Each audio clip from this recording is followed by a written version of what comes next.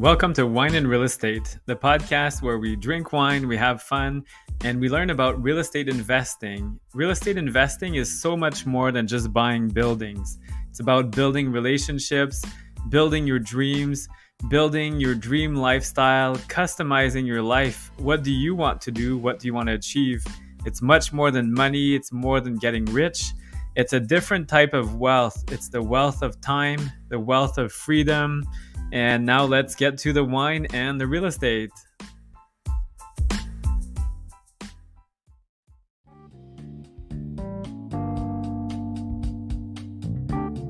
Let's start this episode with some financing tips from our go-to mortgage broker, Streetwise Mortgages. Over to you, Dahlia. Hi, I'm Dahlia, founder of Streetwise Mortgages. In today's episode, I will continue to share with you how to align financing with your chosen investment strategy. Today's strategy is garden suites or laneway houses construction and refinances. Building a garden suite is a strategy that has gained a lot of popularity over the past few years in some cities that wanted to encourage densification. With permits, you can build a legal, standalone, self-contained unit on the lot. The two common challenges investors face when utilizing this strategy from a financing standpoint are where the construction funds will come from, and will they be able to refinance after the project is complete at the higher expected value? Allow me to give you some tips on how to tackle these issues. Let's start first with construction. If you have drawings, a budget, permits, and timelines at hand, one option to fund the construction is through construction financing interest-only loans. The lender would want to see an as-complete appraisal of the project to confirm the value on exit. We can then work backwards from that and set up a construction loan up to 75% or 80% of the construction costs. Some lenders may be willing to go higher if the project is strong. You still have to kickstart the project with your own funds before the lender advances the construction funds to you in the forms of draws. Construction financing is not cheap. On a rental property, it often starts at rates around 8% and comes with both lender and broker fees. A cheaper option would be to utilize any secured line of credits that you have. Having said that, I am not a big fan of tying a large chunk of equity onto one property for a long time period. You may be able to use some of your secured line of credit money in combination with construction financing. Having a large balance on secured line of credits can adversely impact your borrowing power depending on your current financial situation. With respect to refinancing after the project is done, here are some things that are really important for you to watch for. Not all lenders will recognize the value and rents from a garden suite or the laneway house, even if that unit is legal. Therefore, we must plan your exit before we enter the deal, and here is how. Number one, seek your broker's guidance in understanding which lender the deal will qualify for at the time of refinance and completion. Number two, we need to order an appraisal with an appraiser who is on that lender's approved list to confirm what the project is worth at the time of completion. You can't just order any appraisal. Number three, the broker needs to confirm that the lender that the deal will qualify with will take the value and rents into consideration at the time of completion. B lenders, for example, don't consider these values. If you're buying a property that you will construct a garden suite on, take a variable rate and not a fixed rate mortgage. This way you can keep your options open at the time of a refinance. If you're considering building a garden suite or a laneway house on a current property, or you're looking to exit a completed project, our team at Streetwise Mortgages would be happy to assist you and will guide you through the process so you can avoid the common financing mistakes associated with this strategy in particular. Contact us at info@streetwisemortgages.com. Cheers to your success. Hello, everybody. Welcome to Wine and Real Estate. So we're so happy to be here with Victoria, our guest. So maybe if you'd just like to tell us a little bit about you, Victoria, for those who don't know who is Victoria Cluney. Is it Cluney or Cluney? Sorry. It's Cluney. It's Cluney. Okay, like George Clooney. like the actor. But since I am from the East Coast, we always start off, and since we do have wine, I'm going to start us off with a sociable. Yes, there you cheers. So thank you so much for having me. And I love the concept. Any excuse to drink wine on a Tuesday night. Yes. So, who am I? It's a lot of layers to this onion. But in a nutshell, I have been investing in real estate. So I do it part-time, but I've been doing it for about 17 years. I started very wow. And I'm in the military. And so that was sort of what has got me started into real estate, because you get moved, you get relocated all the time, and you get put into situations where you're expected to have quite a bit of responsibility. And so, you know, I bought my first property when I was 19 years old. Wow. It was a new build. And I always look back and I just think like 19-year-old Vicky, who was picking out flooring, cabinetry, roof colors.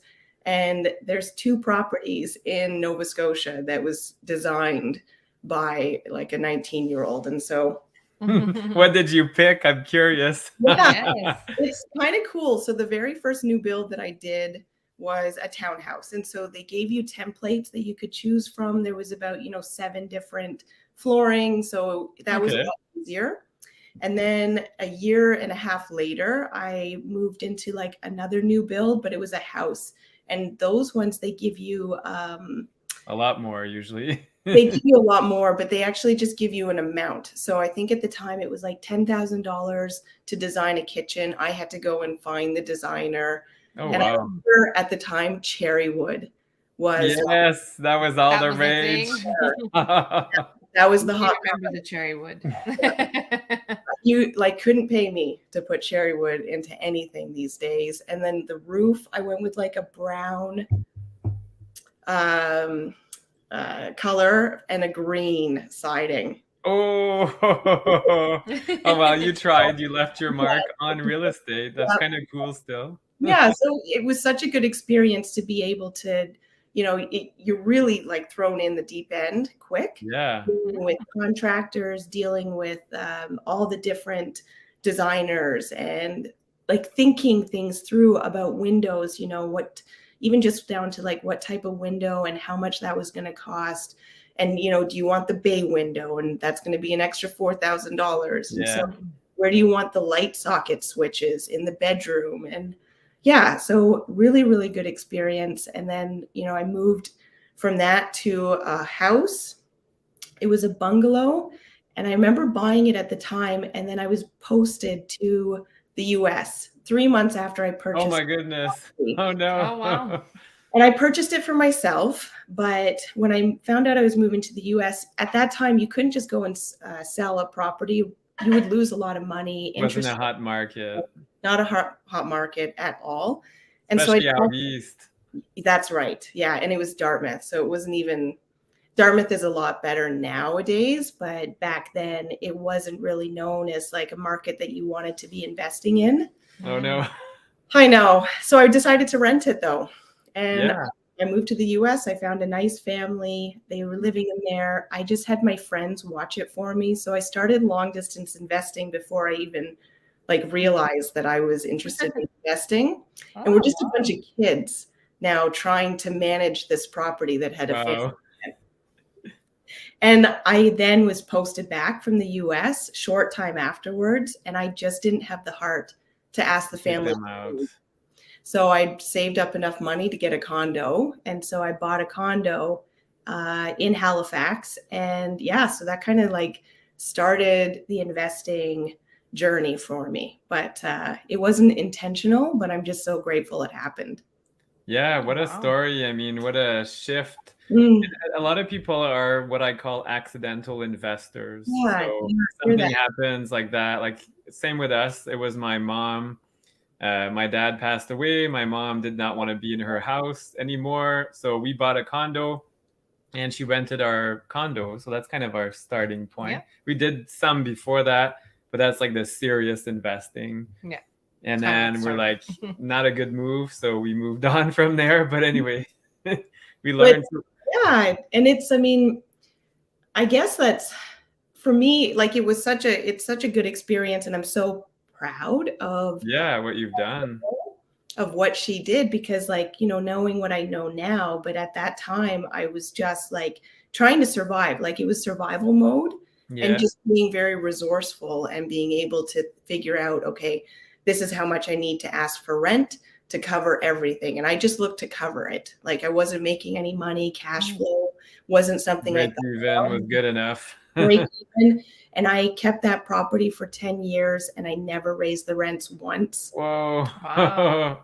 And it was mostly because the interest rates kept going down quite significantly. Yeah. So your cash flow improved. I started cash flowing great with this property. And then I finally said, I'm done with being a landlord. I just always felt on edge. I never wanted to get that phone call. Yeah. And when I did get the call, it was such a struggle to figure out what to do. And then I'd be going over there and, you know, I've got a baby face as it is, and I look like a little girl. And it would be, you know, grown men asking me about plumbing issues or, you know, whatnot. And I never had a property manager. And so everything, I just wasn't in that investor mindset.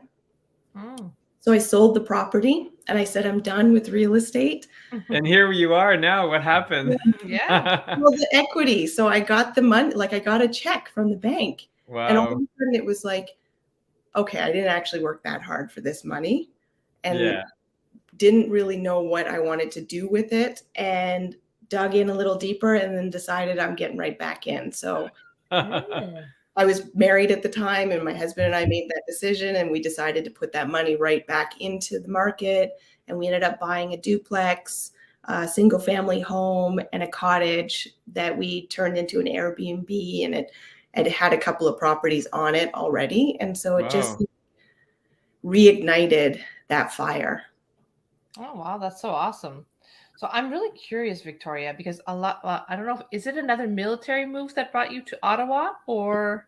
Yes, yeah. Because there's so many people doing the opposite right now. The people are like fleeing Ontario and going out east or out west, and I'm like, what is she doing going to Ottawa? What's wrong with you? Trust me, it wasn't by choice. Yeah. So I got selected for a program. It's to get my master's. So I'm doing my master's in psychology here in Boston. And so I outgrew Nova Scotia in my position with the military. And so the next step is Ottawa. And I knew it was coming. I just didn't know when. And so last summer was the year. We were posted here to Ottawa. I'm now going to school. Height of the market. I paid top dollar for the house. And, you know, I'm at the stage of my life now that I want a house that I want to live in. You know, I've always purchased for the market for resale value. Anytime I've moved has always been for resale. And now I'm hunkering down. I'm staying put in Ottawa. Okay, so it's a nice city. Beautiful. We're actually surprisingly so much happier than I expected. Good. Oh, awesome. But it lit another fire in me because the mortgage payments are a lot more, times more than what I'm used to paying. How many times? 3 times. Whoa. Okay. Wow. That's because that's surprising, but no. And the house is significantly smaller. It's beautiful. We have a bungalow. I love it, but way smaller than the homes that we were living in Nova Scotia. And land, I'm sure you have a lot less. Do you know what? We actually know that was one of our, we have 2 acres. You have a big lot? Okay, good. Yeah, we lived, we found it's a new subdivision and everybody has 2 acres. So we're very, wow. And that was one of our priorities. Again, our home gym was something like we blast music in the morning. We're up. Can't be close to your neighbor. Yeah, that was something that we thought about when we purchased, but again, I just knew that I needed to kick it up a notch in order to like maintain that standard of living. Nova Scotia, I got very, very comfortable with real estate just because we were very comfortable, and we had a couple of properties, and we didn't feel like we needed to step outside. And then when we came here and all of a sudden I saw what those new payments were going to be, I was like, nope, I need to be Do more more. because I know what real estate can do. Yeah, to help Absolutely. offset all that That's right. extra money that's going out. Wow. Yeah, exactly. And like the opportunities here in Ottawa are amazing. And Mhm. I was able to integrate with real estate investors here in Ottawa, and it has just like catapulted my investing strategy. I've learned so much just from being surrounded by other people that are doing big things that I was never exposed to in Nova Scotia. And so now I know better, I do better. And Mhm. so, That's awesome. yeah. And it's been very, very exciting for me to just have my eyes open to thinking like an investor instead of just a landlord. Because that's always how I felt. I was just a landlord, Mm. a couple properties, but now I'm like, I want to be in the big leagues. I want to like do big things and make this career. Yeah, that's so interesting. So tell me, Victoria, you said you had a few single family homes, a Mm. duplex, Airbnb, as an accidental real estate investor. Yeah. So talk a little bit about strategy. Like, what kind of strategies are you looking to do, or that you've kind of done that you kind of like, okay, I really like this strategy, or tell us about all of that. Yeah, so I've dabbled in a lot, and I don't think that is a great strategy. If I was coaching somebody today, I'd be saying, pick that niche, get really good in one strategy so that you can continue to grow from there. Because for me, I've been all over the place. I jump on opportunity though. There's a lot of things that happen to me, and it's more of that like, how they say luck is preparation plus opportunity. Yeah. Luck. And so being all over the place has given me a good advantage to know what I like and what I don't like, and Yeah. what has worked and what hasn't worked. I'm moving into multifamily space. Like I recognize having big units where you have a lot of units. There's a lot more flexibility, longevity, that buy and hold. I really do like the stability and that thought. And property managers, I hire property managers. So because I do want to be more hands off as Especially I, of your studies and your future career and yeah, things like exactly. that. And the Ottawa market makes more sense, I think, in the multifamily space. Not to mention, she is too cute. Those tenants are Yeah, just they're going to gonna eat beat you you alive. That's one thing with the military. You get very used to being underestimated. Okay. I'm in a male dominant profession, and I have been now for 20 plus years. And so you know how to manage those you people. do, but you also just understand that bias. And so that's understanding has really helped me in situations, because I'll walk into a room that may be full of men that I know what they're thinking right away. And it helps because I can just be that quiet, confidence and know that like the cream rises to the top, you end up shining through. You can show that, but you don't need to prove it right away. And so it's just like, I guess I play that a little bit, or I understand it. So it does help. Yeah, it does. But I love Airbnbs. I'm not going to lie. That was something that I really enjoyed from a creativity standpoint. Again, like I keep going back with the military, but that was such a big part of my life, is that you don't have a lot of room for creativity. And so when I purchased this Airbnb and then I outfitted it and I set an Instagram account for the Airbnb, that's kind of how I got into social media, because I saw the benefits that created, but I also enjoyed it. There was something about it that was fun, and you could just like take a picture and then put some words with it. And then all of a sudden people were enjoying this. And so I would love to get another Airbnb cottage. Yeah. I love like what you guys are doing in Costa Rica. I want to learn more about that. Sure. Investing in the US, vacation properties, selfishly for myself, but also because I enjoy it. But then I am going to stick with the multifamilies.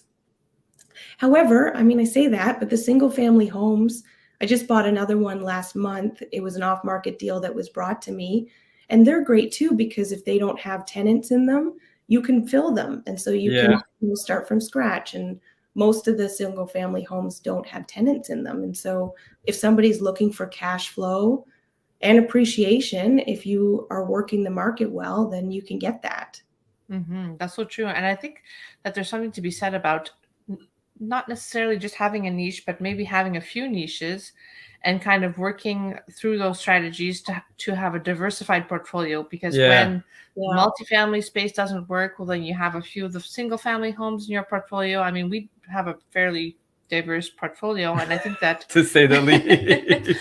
But I think that there's something to say about being somewhat diversified. Yeah. Even if you do have certain expertise in certain areas, or if you have a preference for a strategy, sometimes you do have an opportunity that's just too good to pass up as well. And it reduces your exposure. So you have several kind of also diversity of currency. That's a big thing we're talking about a lot. So yeah, Canadian dollars, US dollars, euros, Bitcoins, all those things. So the same with real estate. If you have Airbnb, if you're too heavy in the Airbnb space, like what's happened here or what we saw in Toronto during the pandemic, people were dumping all their Airbnbs and it created a massive price decrease. Then you're exposing yourself. Same with multifamily. I think that's more stable. But let's say the government pulls out some new crazy law or rule on multifamily. Then if you have a cottage, well, maybe that's going to help you stay afloat. Absolutely. So, we're looking at what's happening with Nova Scotia right now, because it is where the majority of my investments are. And all the new non-resident taxes that have been implemented, Airbnbs being one of them. And so for me, I'm very fortunate. The one that I'm considering doing an Airbnb with, we just closed on a fourplex a few months ago, and I have a partner who is a resident of Nova Scotia. Oh, perfect. That's the only thing saving me right now, is that 50% of the ownership is a resident for short term. For my long-term rentals, I'm safe, because as long as I'm renting something for more than 12 months, I don't need to pay that property tax. And then same with, like, if I purchase any more properties in Nova Scotia, I will get hit with that deed transfer tax. If you don't live there anymore, unless I partner now. So it's like, you just, you never know when they're going to change it. So you're totally right that being diverse with your portfolio is going to at least help you combat those waves. Yes. Whatever the flavor is. Just like in the military. Yes. I'm sure your military career has totally helped you be like flexible and work with those situations, because it's so true. I mean, things are always evolving in the real estate investment world. Like Fossil said, the government changes rules, or the market shifts, or there's new so taxes. Many things, new taxes, or like bad tenants, or like New Brunswick. So we had several properties in New Brunswick. We're currently exiting for the most part the market for multiple reasons. But one reason is they decreased taxes there for landlords by increasing them. So the decrease is actually an increase. So if you really read the fine print, it's actually gone up. Like, it's gone down, but they've increased evaluation. Which that's means, good to know. Yeah, it's a 6% decrease, but within a year or two, you'll be right back where you were, and then it's actually going to go up from there. So really, so I just find that's just not right and not very conducive. So we're moving on. That's all. I agree. And that's, I mean, you mentioned with the military, because that's a big thing, is like adapt and overcome. And so that's a philosophy that a lot of members have, is that we just overcome these obstacles, and you don't get phased anymore by these situations. I mean, it's being able to thrive in high stress environments. And so in the world of real estate, I can relay a lot of what I've learned from experience in the military, and really things aren't that bad. At the end of the day, it's there's always a way around it. And yes, of course, there's a lot of money at stake sometimes, but at the end of the day, we also can make a lot of money. And so as long as you keep that in mind, because your wins are amazing, but sometimes the losses can be great, but you just have to always remember thinking about the wins, so that you can just offset that, at least with the mindset, and just keep going, because real estate is very forgiving. That's it. You just stick it out longer usually, and it kind of evens out. Like you said, you had a property in Nova Scotia, and it wasn't a good time to sell. You kept it for 10 years, then you made your money. So unless you're stuck, you're in a bind and you have to sell, then you could lose big time. But if you're able to wait, you can do well. So Exactly. And I mean, that is a huge, it's a big regret of mine that I sold that property. Like knowing what I know now, I yes, sold it. But I think it's the reason that I was able to shift my mindset. I had to go through that lesson in order to really shift and decide to be an investor. Even if like now I know what it's worth today, and if I would have held it, if I would have understood the refinancing process, I yeah. never refinanced a property in my life. Like it just wouldn't have even occurred to me to do something like that. And No. now we refinance everything. And that's a big shift I feel will be happening. Refinancing, I think, is coming to an end, unfortunately, with all the new rules and things slowly building up to it. So a lot of people have pivoted from no refinance to like really all the way in refinance. I think the pendulum is coming back now to maybe something a bit more balanced where, yes, you can refinance, but maybe more like the US market where it takes 5 years, 10 years, not like within 6 months. It used to be 1 month you could refinance. Now there's a 6 month minimum. Commercial, like multifamily, larger is usually 12 months and up. So, and I think it's going to increase from there. But again, it's getting to know all that stuff and being prepared. Yeah, absolutely. I'm actually doing a property, the single family home that was brought to me as an off market. I decided to purchase this one with my own funds and then immediately refinance it the day after, like the Wow. 8th. So we're in that process right now. So I've had it for about 3 weeks. And so I'm just waiting for the appraisal, and then we'll refinance it. But I got lucky and locked in my rate. So yes, just in time. yeah, but this one I paid for the appraisal from my own appraiser prior to, like when I was doing the due diligence. So I know that what it's worth as a worst case scenario. And Okay. it's pretty good because now the bank will pay me to own this property. Yeah, that's insane. Which is crazy, but it's fun to play around with all these different scenarios to be able to gain that just more experience. And there's all kinds of perks too when you do that refinance. Well, it depends how it's done. A lot of banks usually give you a line of credit. Sometimes there's a credit card. There's different perks, I find. So it's always interesting to see what comes out of it. And yeah, we just did a HELOC because I normally would like to do a cash out refi. Yeah. But I have a property that it's in Nova Scotia, downtown Halifax. I have not been able to increase rent since I purchased this property. So it just barely meets the mortgage payments and the expenses. However, it has appreciated quite significantly. And so I've been, kind of waiting around to see if I can just like where I can get those rents to. But now I did an appraisal. We're going to go with a HELOC for this one because what I'll do is keep that exactly. So my mortgage payments won't go up because I'm not going to be raising those rents anytime soon. So at least now I'll have access to this if I want it. I can pull it out as cash if I want. Like I've talked to the bank and you lock in, of course, at that interest rate. But the HELOC is a nice alternative just to know that you've got this in your back pocket should you need it for something. Yeah, it's a powerful tool. It saved us many times. Many times. Oh, yeah.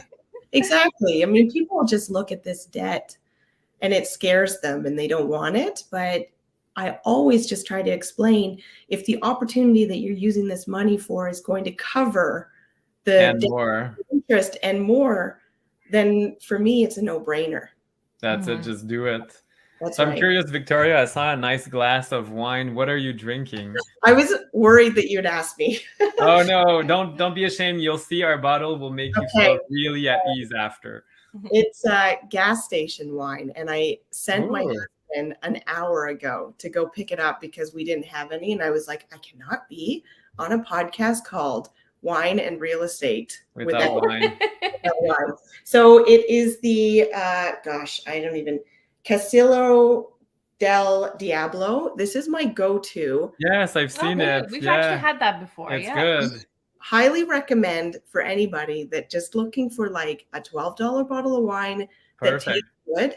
But this is our finest from the gas station down the road. That's Excellent. perfect. Well, ours is even cheaper. I don't know if we can see Yeah, it. I think it was $9 for this San bottle of wine. Giovese from Ooh. Magnota Wineries. Okay. It's like $9, but this winery, I love it. It's on, if you're in Ottawa, so for those listening, it's on Belfast Road, and they have a few throughout Ontario, but it's inexpensive wine, and we love the San Giovese. It's like a more of a full-bodied, it's Italian, so it's a really good wine and inexpensive. So we usually get like a bunch of bottles and even box wine, and we just go to town with that. And it's good enough. And if you want a fancy one, start with the fancy, and then you go with the cheap wine later on. That's all. That's right. It always tastes better the second glass, third glass, fourth glass. My aunt actually lives in Florence, Italy, and so you get really good wine there. Very, very good wine. And we grew up. My father was military, and we grew up in Germany, and my mother's British, and so we would travel, and it was 4 hours to go to Italy, and wow. Yeah, I wasn't old enough to appreciate the drink back then.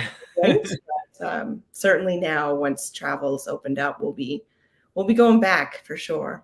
But the analogy I find with wine, like a cheap wine, well, a lot of people don't understand. It's aerating the wine, so to make it taste better, sometimes it's the way it's been bottled. Sometimes it's just bad, no matter what. Yeah, or like temperature as well. Temperature. So a lot of red wine, if you read on it, I don't think this one. No, this one doesn't say, but sometimes it says drink at 14 degrees or 18 degrees. Room temperature is more around 20. So we tend to drink red wines too hot and white wines too cold. So makes a big difference. Just like real estate, what can you do to pivot? So we spoke earlier about Airbnb and doing different things. Sometimes you have a large multifamily, and in some cities it's still allowed. You can have 1 or 2 suites that are Airbnb, and the rest of the building is long-term. So you increase your cash flow, just like aerating wine or changing the temperature. So. I love the connection. So Victoria, you're a real estate investor, but you're also a fitness and mindset enthusiast. Yes. Tell us a bit about that. Or does it connect with the real estate investing? I know you have, I think your garage is a gym. Yeah. Yes, I wholeheartedly believe that it connects, and it was very. It's interesting for me, I guess, how it kind of came to be. I mean, I have had a passion for fitness for as long as I can remember. Again, with my profession, they gave us time every day. Yeah. So when I first started, I remember working out more because I didn't want to work.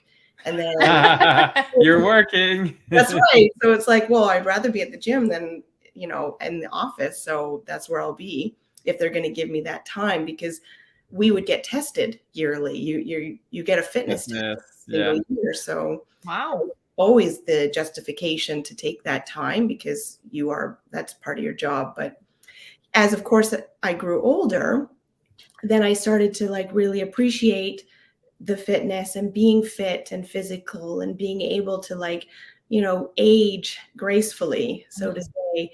And then I had a son, and it was very difficult and challenging to be able to find time to go to the gym.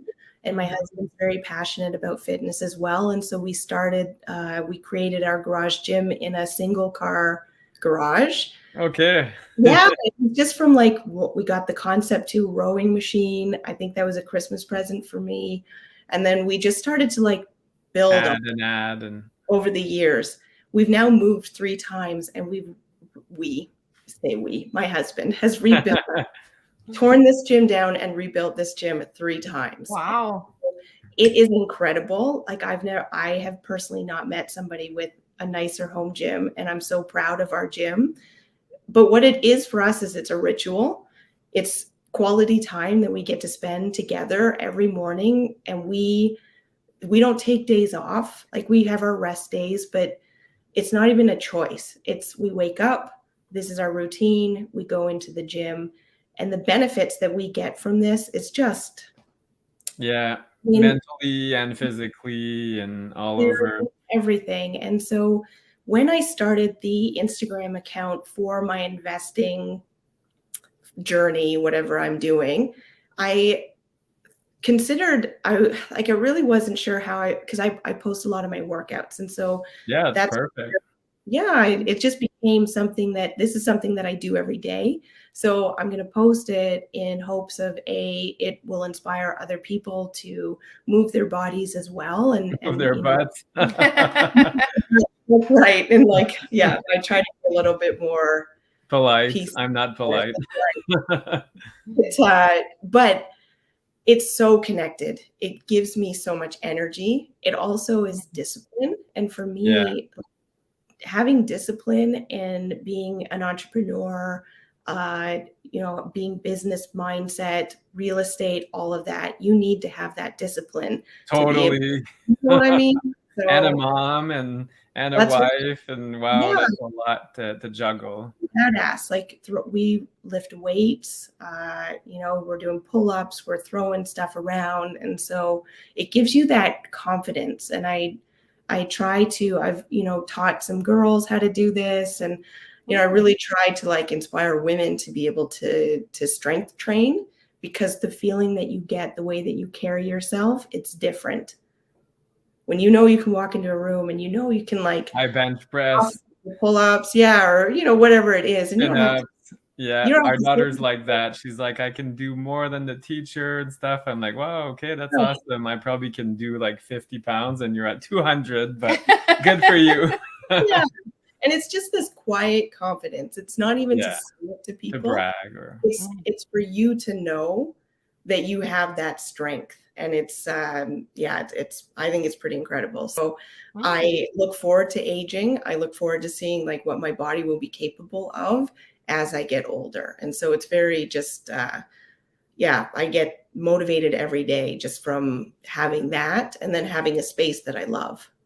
Oh, that's so awesome. What a great way to think about it. Growing old and knowing what you're able to do. That's so cool. And you'll thank yourself. I used to work in the retirement industry.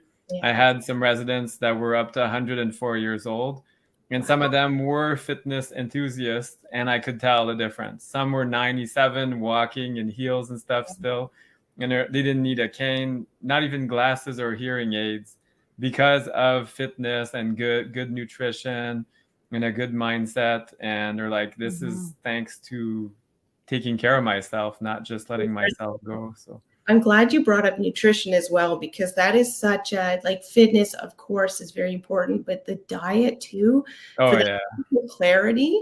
And a lot of people don't make that connection about if you're eating processed foods. Dinner. Craft dinner, that's right. I am by no means perfect, but I think that having that balance and just having that awareness of how we're treating our bodies and how that's affecting our mental health, our physical health, and then just our overall how we do anything in life. And so it's it gives me so much energy and just drive to have that and to follow that. And that's so important, especially as a real estate investor, because most people start out like us and like you with full-time jobs, and you're like, okay, let's start this real estate investment thing, but it takes a lot of energy. So if you don't have that energy to give, you're going to go pretty quick. We just finished at the time of this recording our year end for our 6 corporations.